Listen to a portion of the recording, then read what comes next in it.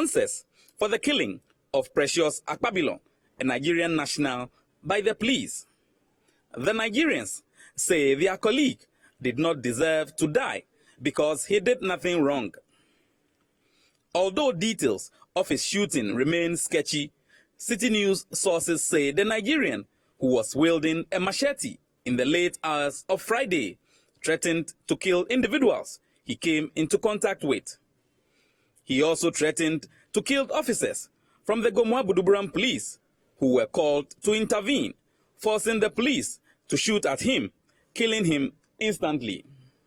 Speaking to Citi News, the leader of the Nigerian community at Buduburam, Emmanuel Chukwuamaka Azibuke, said the deceased is mentally unstable, adding that the police could have done better rather than killing him. Nigerians, we should all calm down, that we will follow it, that Ghana government will not let it go out of hand, because if we will follow it according to the process, then they will be able to give us exactly what we want. But if we follow it by garagara, I don't think we can get what we want. So he has asked me to come to the station in 2 hours' time to meet him so that we can deliberate on it, so that they can investigate and know exactly the cause of the incident. So but right now, the boys are angry. They are very angry. He has left the wife with a 1-year-old baby boy, 1 month old baby boy, which is very sympathetic. The investigation, he was shot first in his left leg. And from also my investigation, the boy came all the way from Blue Rose, coming to police to report what happened. If he had intention of harming people, I think he would have been harming people on the road. The people saw him and talked to him. He said, oh, some people is running after him, which means he has mental issue. He has a mental problem immediately. So I think the police should have done better. The wife of the deceased, Madame Rose Boy, who could not hold back her tears, believes her husband did no wrong and was not given the chance by the police to explain himself. You should let her to welcome foreigners, Ghana people.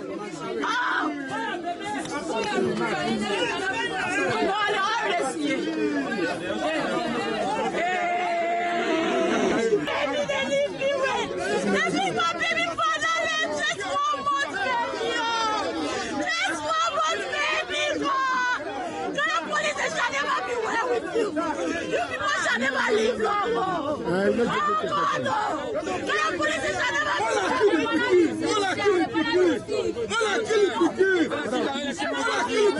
Some Nigerian nationals at Buduburam also had concerns about the treatment meted out to them. They shot my brother the 3 places. They shot my brother there, the 3 places. This Ghana, they'll turn this Ghana upside down. I know they make matter. They go turn this Ghana outside. People go run. Mama go run picking for this country. People go run for this country. No police go get peace for this country. No police will ever have peace. But if they kill my blood brother, they will not ever have peace. According to the police, they said they saw him with 2 cutlasses. But with these 2 cutlasses, this man has not hurt anyone. But the police, I believe the police, they are trained to combat crisis. When someone is holding 2 cutlasses and he has not hurt anyone, there's no cause for alarm for the policeman to release a bullet on him. I believe that this is an injustice.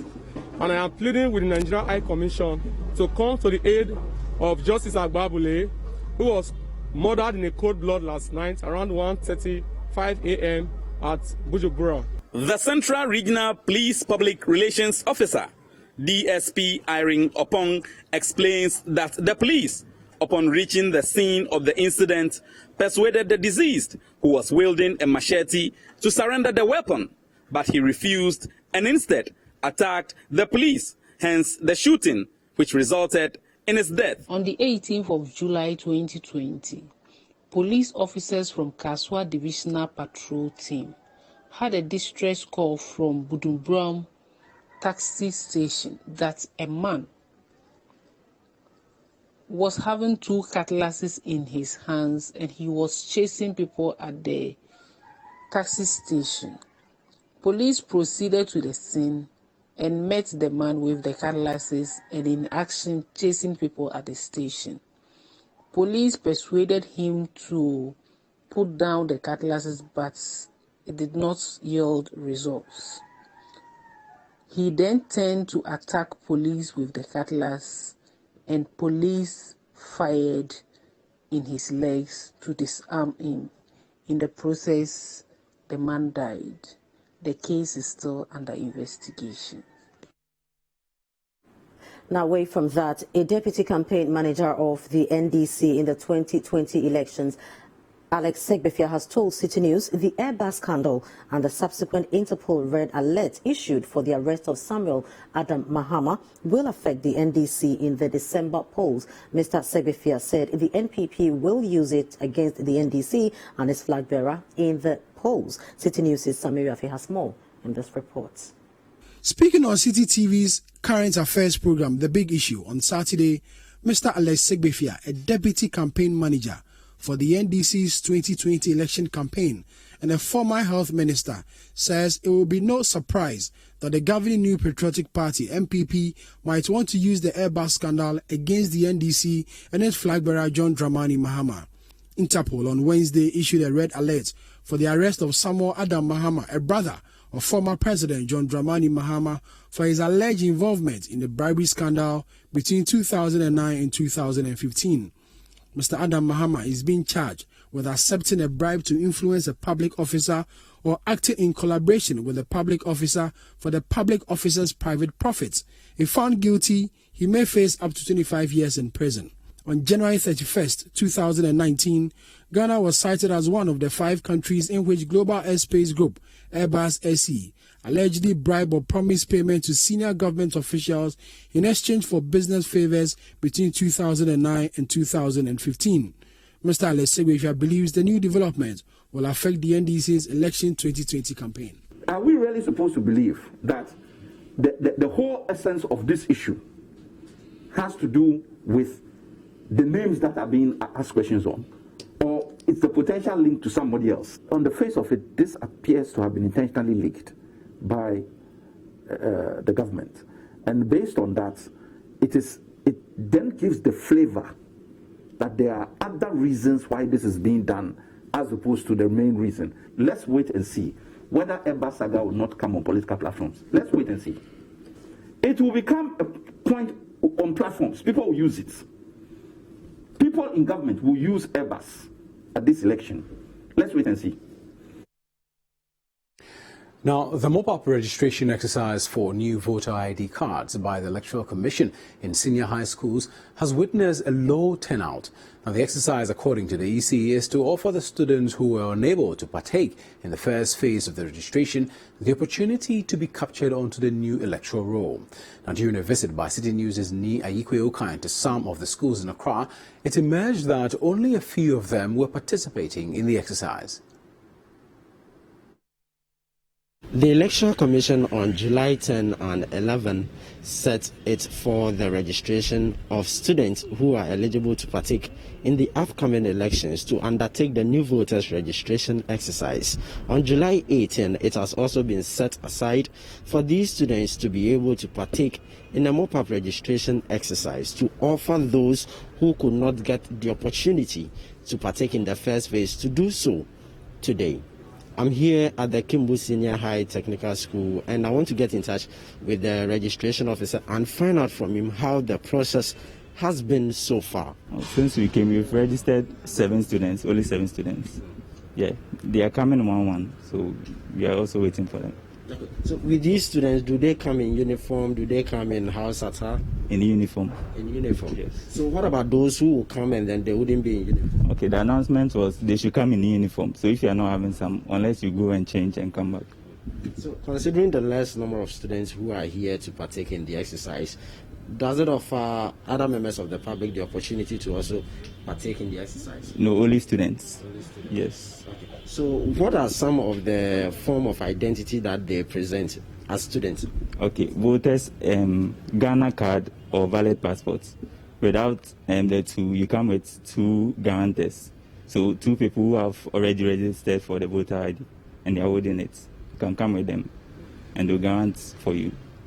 At the Osu Presbyterian Senior High School, the mopup registration exercise is also ongoing here, and I would want the registration officer to tell us the processes that one or the student has to go through before being able to get registered onto the new electoral roll? First of all, when the students come, we let the students go through the safety protocols, hand washing and sanitizer and stuff, and make sure that they put on the nose masks. So when a student passes through this, then the student comes to the registration officer. The first thing the officer will ask, first we need to check the little finger, whether the student has registered somewhere. So when we check the little finger and there's no any indelible ink, then we allow the student to sit down. Then we ask, do you have Ghana card? If not, then you have Ghana passports? Any of these two documents. If the student doesn't have, then we ask, you can get 2 guarantors who have also registered for the new voting ID card to come and guarantee for you. So if you have 2 guarantors who can come, who the 2 guarantors know you very well, then you can bring those 2 guarantors to come and guarantee for you. And then we made you pass through the process. Talking about the voting age, how are you able to determine the age of a student? Yes, you see, when it comes to students who have the Ghana card, that's when the age is, the date of birth is there. So we'll be able to determine the age of the applicants or the students. After taking the information from the guarantors, now the student, when you ask, he will tell you, but there's nothing to prove. They'll tell you, I was born this and that, this and that. When I calculate, you see that it's 18 or sometimes more than 18. How many people have you been able to register so far? From 7 to 1131, we've registered 9. So you can see that the number is too low. But what, in your opinion, do you think contributes to this low turnout? Well, since students, they are day students, and sometimes some of them may be reluctant to come, looking at the distance, transportation and stuff. And many of them too probably might have registered in their residence where they are residing. So in that case, they may not show up.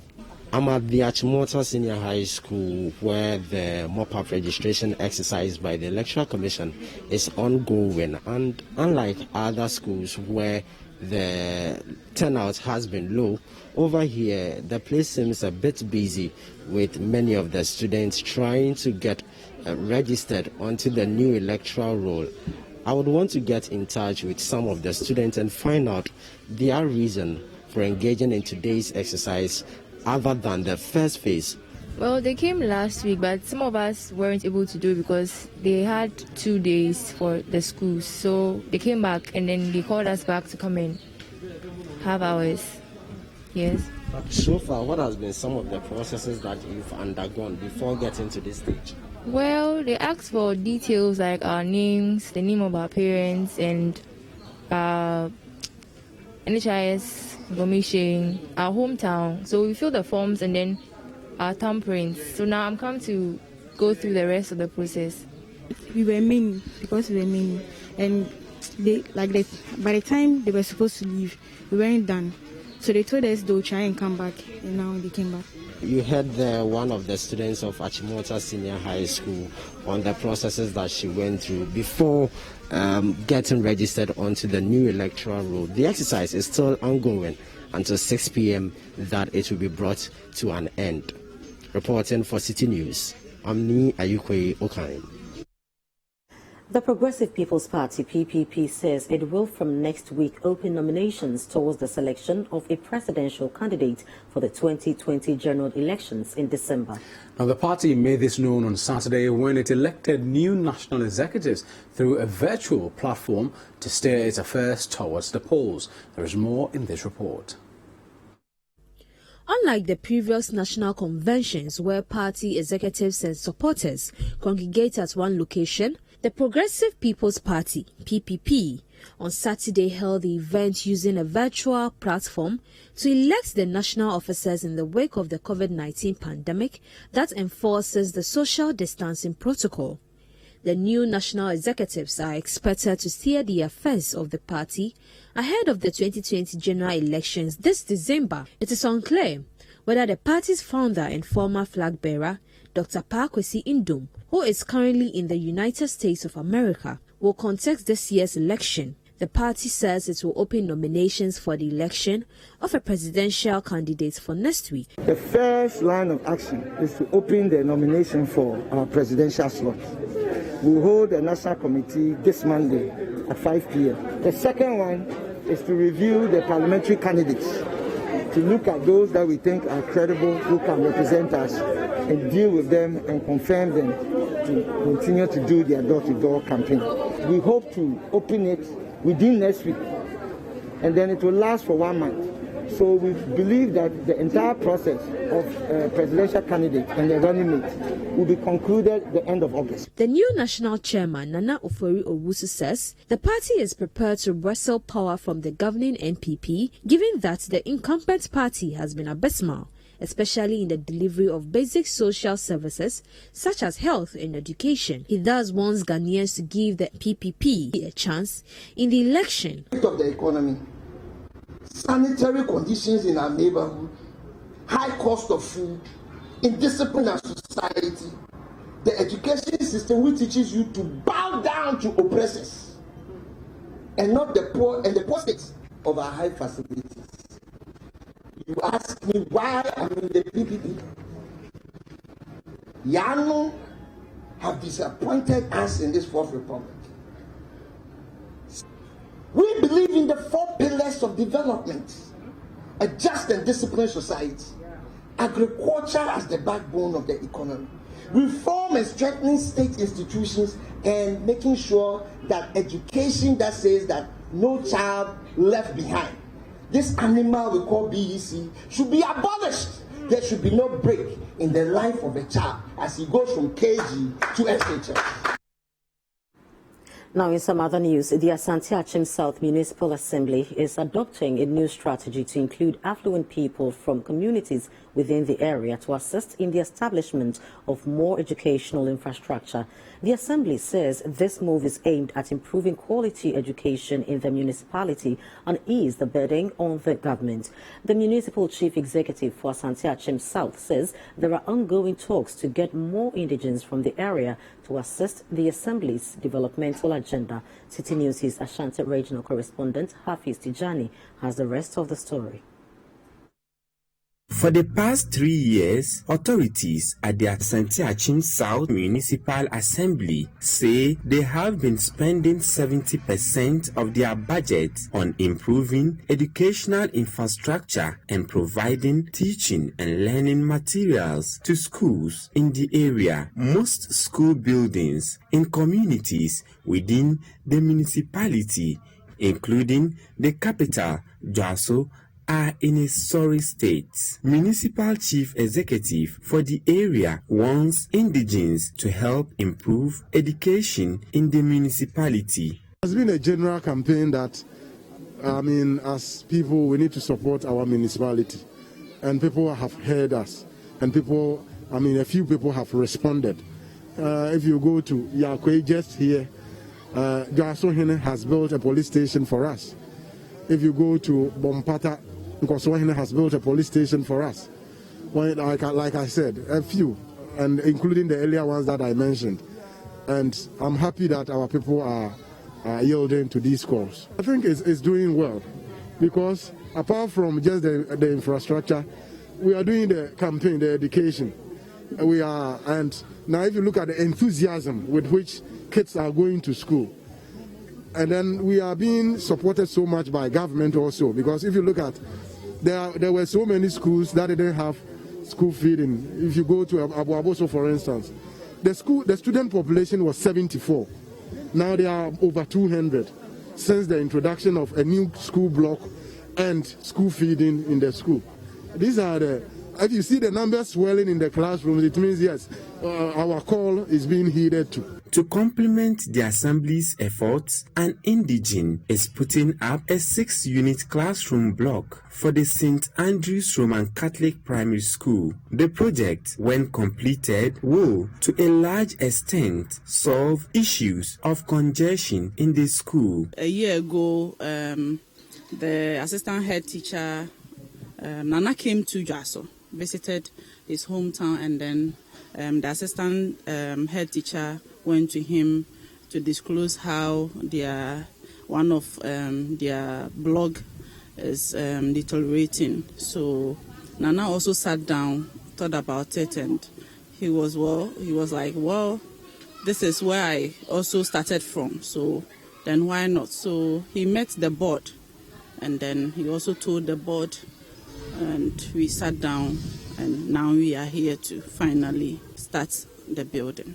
There is also an ongoing debate on whether or not schools should be closed down following coronavirus cases recorded in some senior high schools across the country. Here in Asante South, the MP wants parents to have confidence in the government and allow authorities to handle the situation. The truth of the matter is that whether we are able to take good care of our children by planning systematically for their education. And since COVID-19, we don't know when it's going to go away from us. We cannot say that we're closing the school for the children to be at home. And for how long? We shouldn't be so worried about the incident that happened. But we should have confidence in the government and have confidence in God that He is protecting us all in this era of COVID-19. And they will be taken good care of by the school authorities. You're still watching the Citi Newsroom on Citi TV. Now we take a breather here. When we come back, we'll tell you about the hassle that most Ghanaians go through in finding decent and affordable accommodation in Accra through the lens of a university graduate. I'll share details of that story and many more with you when we return. Do stay with us.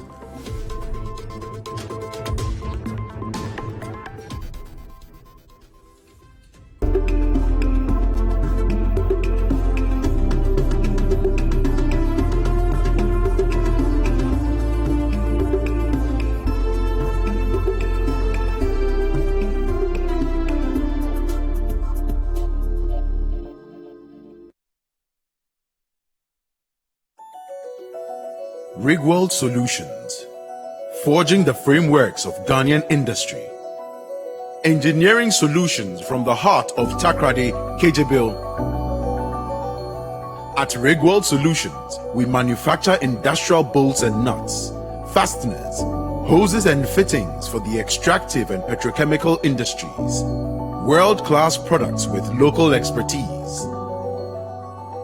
Locate our factory in Kejebil of the Takrade Road.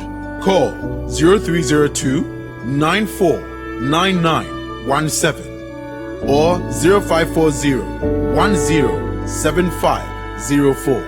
Email enquiries@rigworldsolutions.com. Rigworld Solutions, crafted in Ghana, engineered for the world. Yeah, Chemo, what's up? Have you heard from Laura today? Yeah. She's getting ready to go and register. Registration for what? Register for the voters ID to vote for the first time. That is Scotchy-san. Let me go ahead. Hey you, the chilling bro. How are you? I'm good, you? I'm fine. Body the humble lion. Have you been able to convince KB to go and vote for the upcoming election? Laura, I've tried, but Kay doesn't see the need to go and register. So please do your magic trick. Come on. My brothers, this is the first time you're going to cast our votes come December. No registration, no vote. And if you don't vote, someone will choose your president for you. I had a privilege to enjoy free education, so I must go and register so I can vote for my younger generation to also benefit from free education. This is so cool. Form of Nana. Yes, so form of Nana. 2020, form of Nana. 2020, 2020, yes,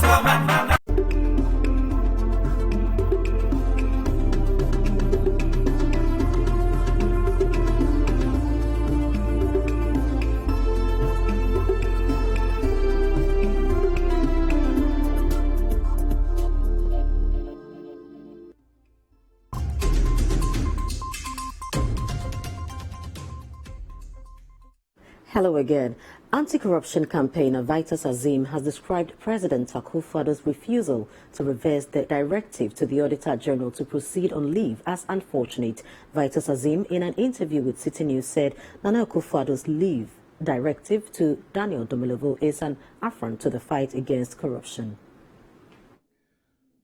For me, I think that the President's decision not to reverse his directive to the Auditor General to proceed on leave is unfortunate. This is because this is a president that says he's a listening president. He has also assured Ghanaians that, during the campaign, made it known to Ghanaians that he was incorruptible and that he was determined to fight the corruption if he was given power. We've given him the power, and we don't expect him to do anything that will obstruct the fight against corruption. This particular case is somebody that has been doing very well with regards to the fight against corruption. He's exposed a lot of criminal activity, and he has been able to recover some money for the state. So one would have expected, rather than asking him to proceed on leave, to commend him and even probably give him an award for that. This will definitely have a negative impact on Ghana's fight against corruption and the President's own anti-corruption stance. We still call on him to give a second look to his decision and reverse the call for him, the directive for Mr. Domino to go on leave. We are also saying this with particular reference to the laws that people have referred to, the fact that you cannot accumulate leave, and that the President will not order the commissioner, the electoral commissioner, or the Chief Justice, or some other independent body to proceed on leave because of accumulated leave. If he decides to do that, then that will show that he's probably serious about it. There are so many heads of institutions and departments that have not gone on leave for several years. And why point at the Auditor General alone? And moving on, finding secure, decent and affordable accommodation in Ghana, particularly in the national capital, Accra, is a Herculean task for many people. Now, while relatively cheaper options tend to be substandard or very far away from prime areas, desirable ones tend to be simply unaffordable for the average Ghanaian. Now, in the midst of this predicament, many of government's so-called affordable housing projects hardly get completed to be occupied. Citi News' Caleb Kuda followed a graduate of the University of Ghana in search for a livable accommodation in Accra and reports. Joshua Taki Esel has spent about 45 minutes walking the neighborhood of Mempasam, a suburb of Accra, in search for a place to lay his head. He is knocking on doors without the help of an agent because, once upon a time, a friend of his was defrauded of some 3,500 Ghana cedis by an agent without the accommodation he paid for. So you get a very nice place with a probably very moderate price that you can afford, and the proximity becomes a problem. If you decide to also get a place where the proximity is cool, it's either the house is probably a waterlogged area. It has a bathhouse on a gutter or something. There's no perfect. If you are going to rent a house, you want a perfect. You have an ideal way that you want to have that particular accommodation, but then unfortunately, it's very hard for you to get that ideal place that you want to be a single self-contained room where you can afford. It's very hard. Having lived much of his life in Takoradi in the western region until he landed admission at the University of Ghana 5 years ago, Joshua has no choice but to find an accommodation now, as his national service period comes to an end soon and he cannot continue to patch his friends. So far, I visited about 5 homes, and then the narrative has been the same. Most of them, so the other 5 homes I visited, apart from one that gave me a location to a next place I might get accommodation, the rest said there were no vacancies. And even if there were, the rents range between 150 a month to 200. And the challenge that ran through all of them was they all complained about here being a little bit waterlogged. And you know, when a landowner says or a landlord says a little bit, it's a very big problem. And as you can see you can see that even with the small rains here, there's still waters around. And the other thing too was that there was no single place that I've seen yet that is self-contained. That means that had the bathhouse and the toilet inside the room. All of them, you would either share both the toilet and the bathhouse with your neighbors. Joshua continues his search for accommodation Away from a poorer-looking side of Mempasa, he braves the odds to dial numbers advertised on buildings that are likely to be priced in dollars. But none of his calls get answered. Some 25 minutes away from Mempasa is a gated community that Joshua says is everything he dreams of and more. But for a national service person who earns a little over 500 Ghana cedis as allowance, dreaming is not enough. Fresh graduates, no, we don't have any of such people here because, you know, a fresh graduate will probably be earning around 1,008, 2,000, 2,005.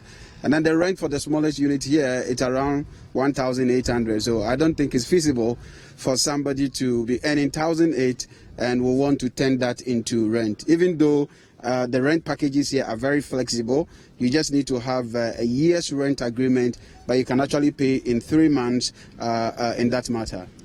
That was Chief Executive of CPL Developers, owners of this estate at Nanakum in Accra. I suggest to Stephen that government takes up pro-poor housing on large scale as private developers like him often have profit motive that may not support graduates like Joshua. But he lists failed government projects to suggest that a collaboration between the private sector and government may deliver for Ghanaians the affordable housing we crave. Housing Finance Africa. Now this figure is so staggering in the fact that this is a country of over 30 million people and we have a deficit of 1.7 million. Ghana housing stock is still less than 4 million.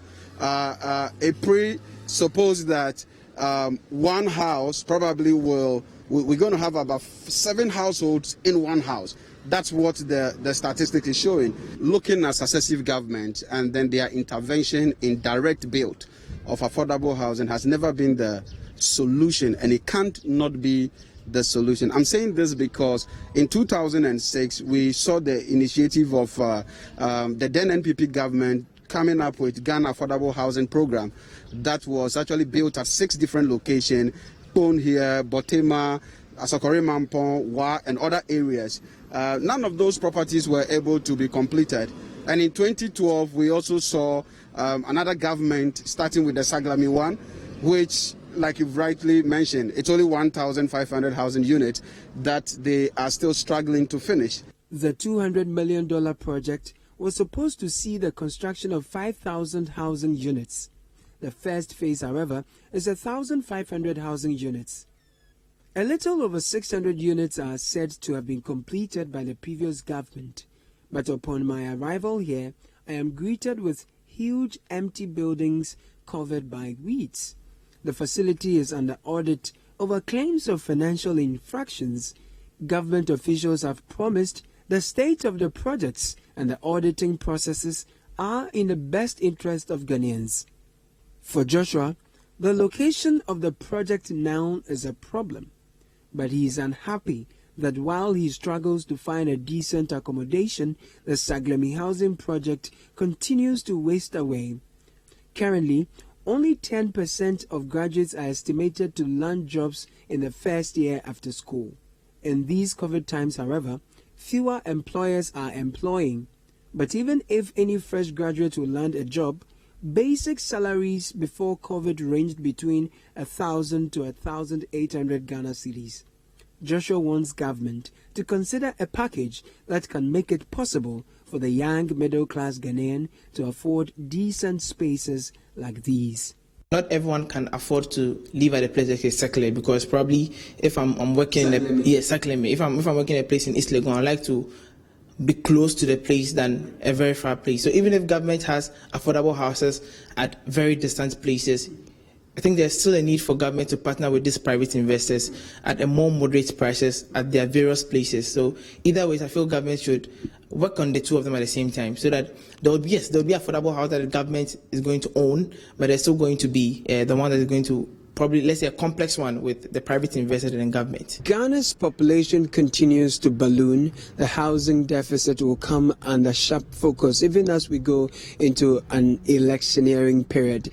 What will be the account of the sitting government when it comes to housing the Ghanaian people? And moving forward, what plans do both political parties, the key ones, have to house our growing population? That's a question that many look forward to our leaders to answer. Caleb Kuda reporting for Citi News. Now moving to the Upper East region, the Sirigunaga in the Bulgartanga municipality have complained about the non-completion of the Bulgartanga-Sirigunaga road. Now, while commending government for the work done on the road so far, the residents claim the contractor has abandoned the work, leaving them at the mercy of armed robbers.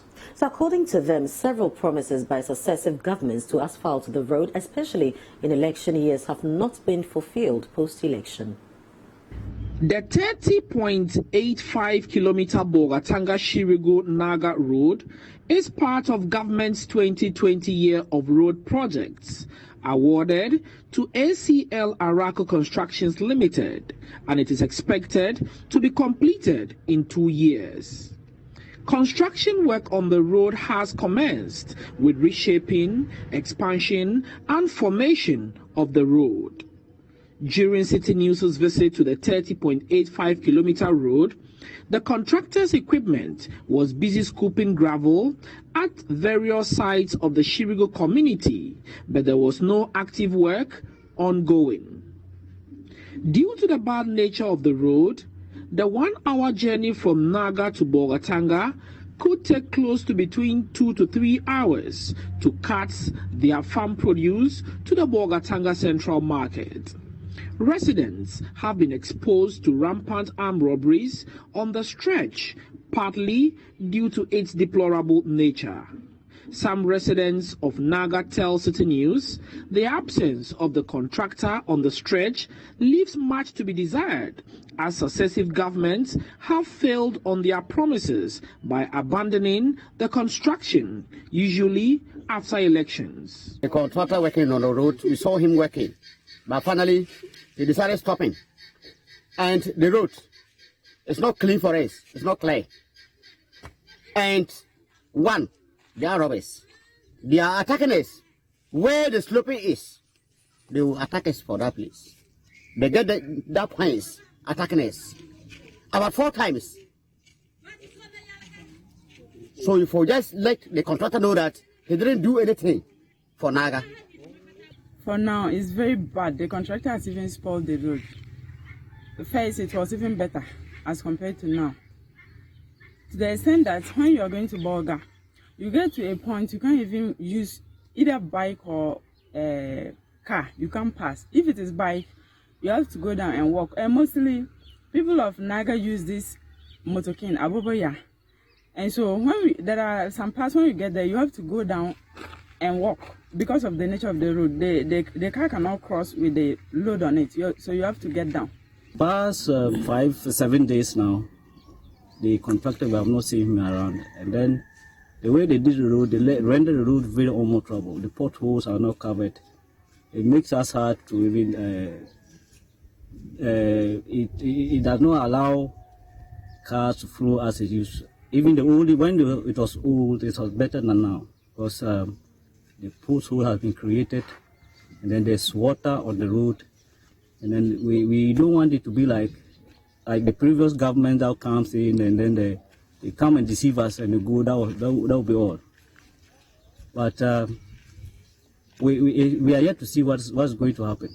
But the project manager of ACL Araco Constructions Limited, Eric Kwam, says they haven't abandoned the project but are working to complete it on schedule. Road construction is a progressive venture. We've done with a clearing from teenage 1 plus 200. We've done from teenage 1 plus 200 to somewhere teenage 13. So this is where we are currently at. And as we move along, we take our machines also to where the activity is.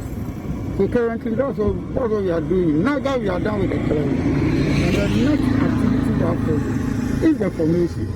And that's what we are currently embarking on. Despite their disappointment, some residents of Sirigunaga say they are happy about the work done so far. Most of our gutters and some of the bridges are collapsed, and no cars and other things can pass through it. And even when you go ahead of it, there are two bridges there. Nobody can pass through it. So we are grateful that the government has come to our aid, and we are pleading for the government. They should not take it due to election year, so that they will just come and do for politics or something. As at before, the road was not good. It was not more trouble. Let me put it like that. I want to thank the government for having given us this attention where this contractor is putting up for trying to construct the road. But we will urge the contractor to fasten it, because even though he's under construction, we think if he's able to fast track it, it will help boost our livelihood or our activity, especially the economic aspect. Reporting from the Bulgartanga Sirigunaga Road, I am Frederick Awuni, Citi News. Now, in Ghana, successive incumbent governments are believed to accelerate infrastructural development projects, especially in election years. But some of these projects, often short-term in nature, are sometimes abandoned, particularly when an incumbent loses an election. The chief of Amekum in the Ashanti region, who expressed concern about this trend, is thus appealing to government to complete all ongoing projects, including the rehabilitation of roads in his area before the December elections. Citi News' Hafiz Tijani reports.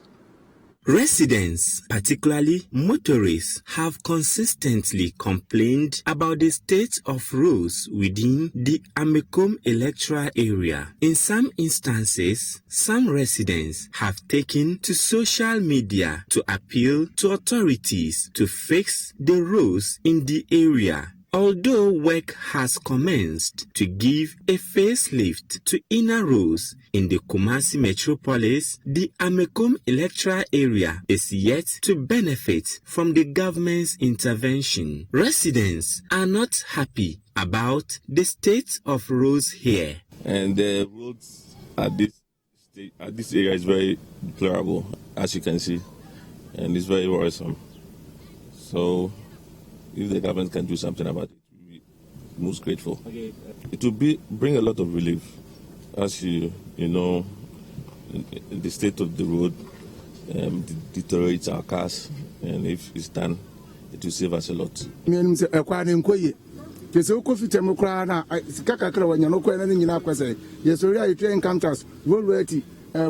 Insurance. Say a wouldn't not one to police more better. By a quiet Namson, a quiet and see you not saying be a yanka. A quiet nya. Nancy, you know, a come up for.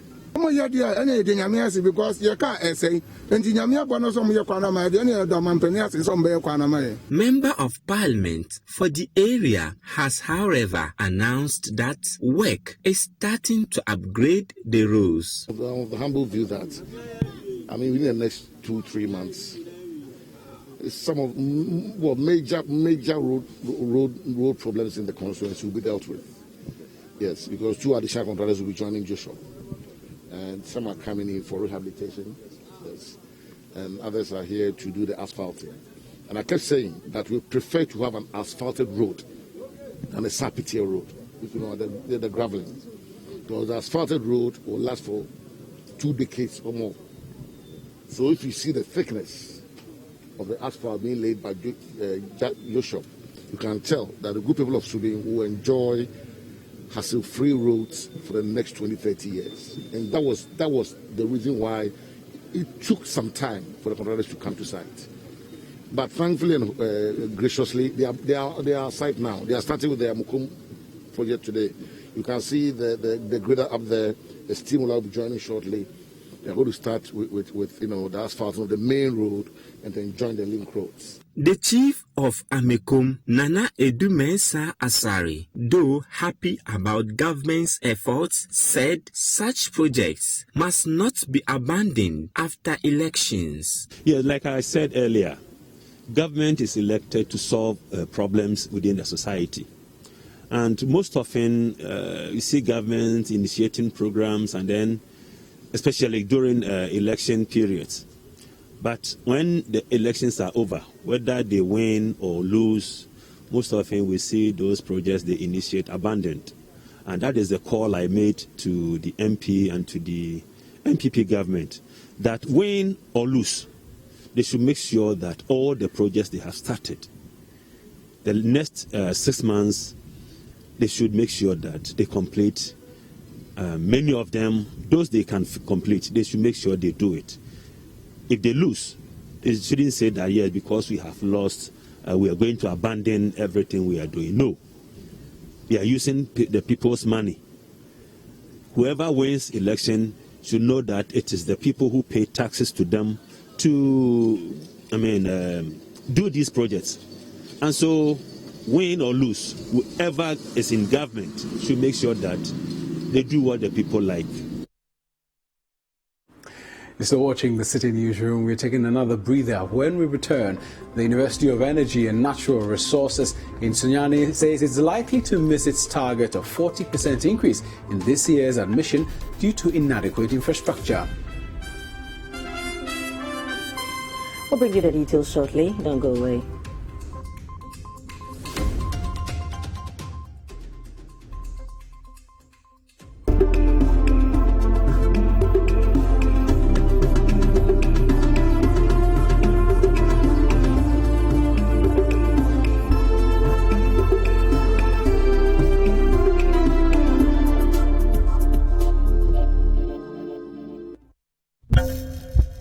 This is the beating heart of an African, ready for what is next. And this is the sound of a Ghanaian drum, setting the pace. Together, it creates a seamless rhythm of what is and what is to come. A sense of purpose which says that there is more to the Ghanaian than a dream. Ghana always stands ready, and First National Bank is happy to invest, partner, and help Ghana to discover more. This is why we are happy to announce our acquisition and subsequent merger with GHL Bank, Ghana's leading provider of mortgage financing. A merger which delivers an opportunity to discover more growth and prosperity for all Ghanaians. Shh. Listen to the heart beat to the rhythm of the drums. It is time for Ghanaians to discover more together. First National Bank and GHL Bank come together as First National Bank. How can we help you? Our land is good. Our land is good. Our rice is fine. Our rice is fine. Good quality. Good quality. And very delicious. So come on now. Come on. Let's join together. Join together. Support our farmers. Our farmers. Our royal farmers. It's Ghana, Ghana, Ghana, Ghana. Grown with pride. Grown in Ghana. Grown in Ghana. By our farmers. Our royal farmers. Ghana, we so man, yes, I am. Ghana, we so man. Ghana, mili wele nebula maki yoba. Ghana, mili wele. Yebeto Ghana mu. Yebeti Ghana mu. Yebeto Ghana mu. It's Ghana, by Ghana. Grown with pride. Grown in Ghana. By our farmers. Eat Ghana, buy Royal Farmers Rice, a product of Avnash Industries Ghana Limited. This advertisement has been vetted and approved by the FDA.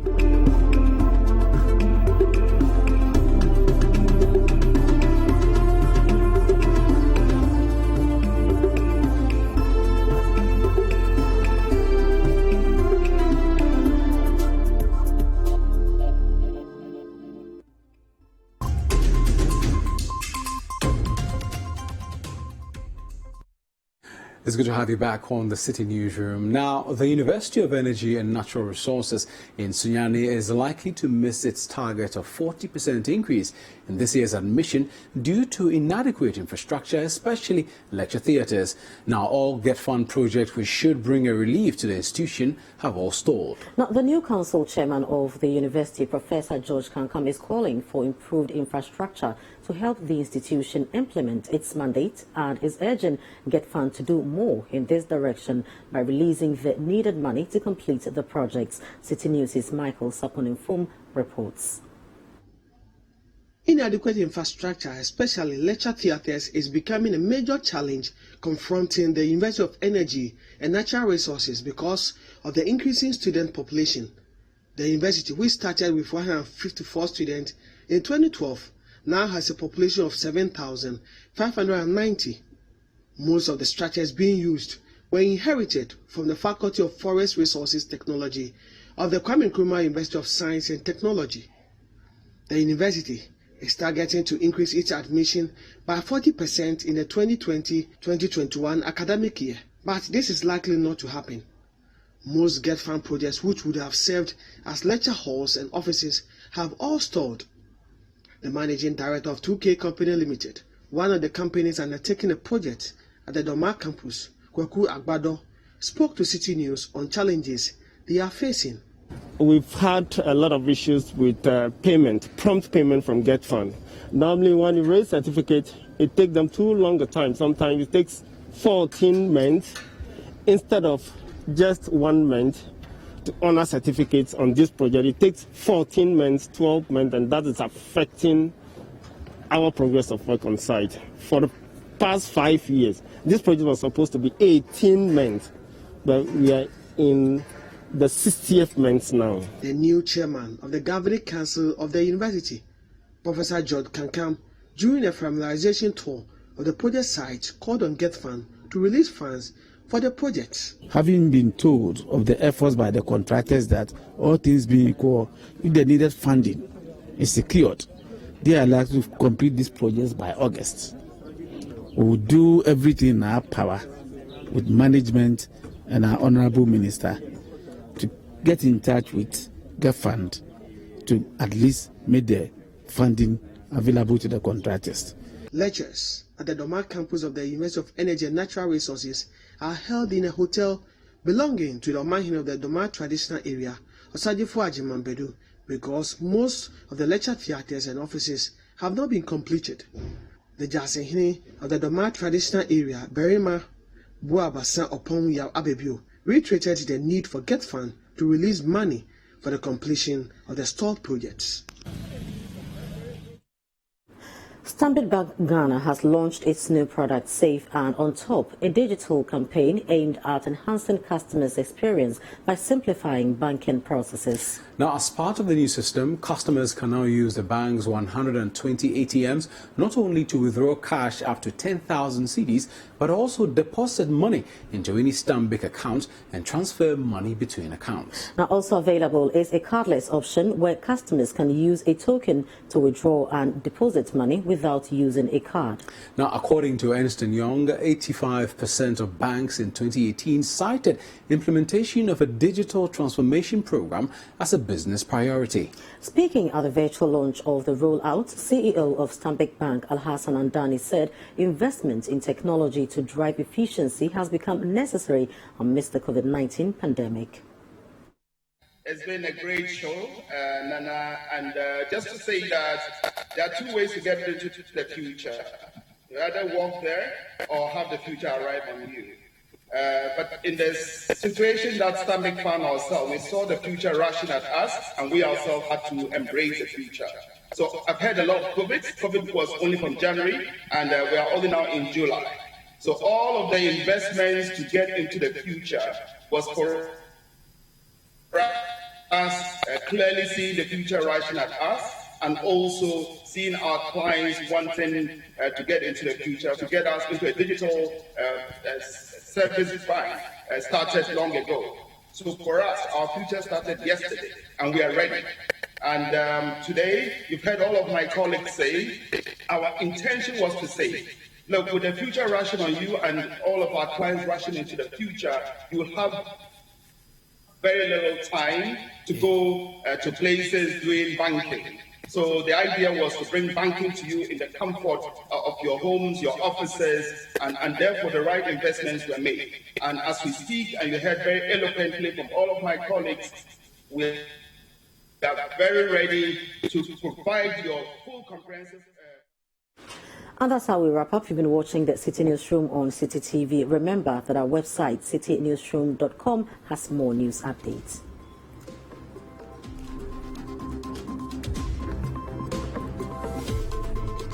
Subscribe to CityTube on YouTube for more exclusive video content from Citi TV. Download the Citi Newsroom app from the Google Play Store and keep updated on the go.